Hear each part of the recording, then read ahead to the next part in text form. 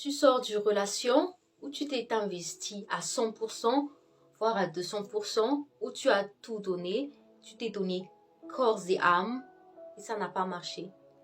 Tu te sens jeté comme une vieille serpillière. S'il y a bien une chose que tu dois retenir de cette vidéo que je fais pour toi, s'il y a bien une leçon que tu dois tirer de cette relation douloureuse, c'est comporte-toi comme un échantillon. Tu vas me dire, Mélanie, où tu veux en venir? Comporte-toi comme un échantillon.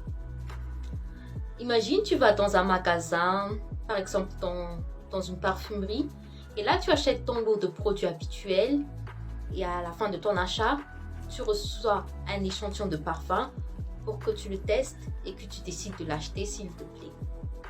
Prenons le premier cas de figure.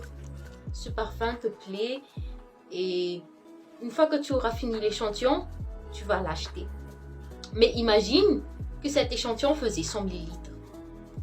Irais-tu vraiment l'acheter? Je pense que non. Tout d'abord, tu vas douter de la valeur et de la qualité de ce produit. Ensuite, tu vas te dire, si je peux l'avoir en achetant mon lot de produits habituels, je n'ai pas à payer le prix.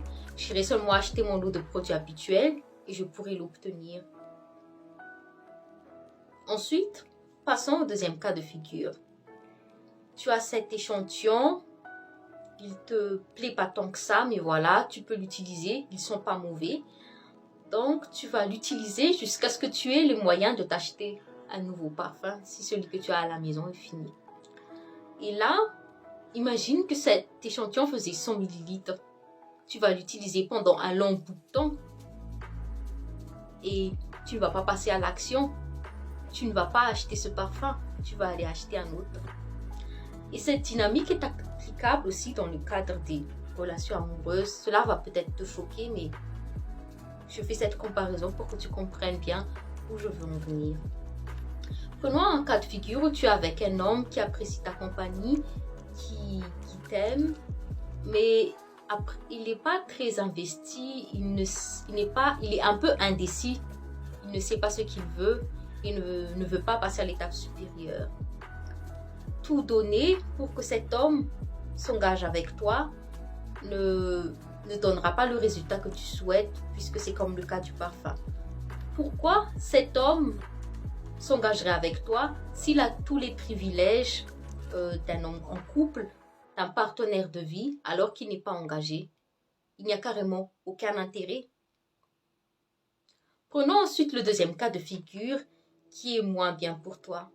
Tu es avec un homme qui est attaché à toi et qui est là pour passer du bon temps. Tu ne corresponds pas forcément à sa femme idéale, mais il reste pour ne pas être seul. Et quand il trouvera celle qu'il lui faut, la femme idéale, il va s'en aller.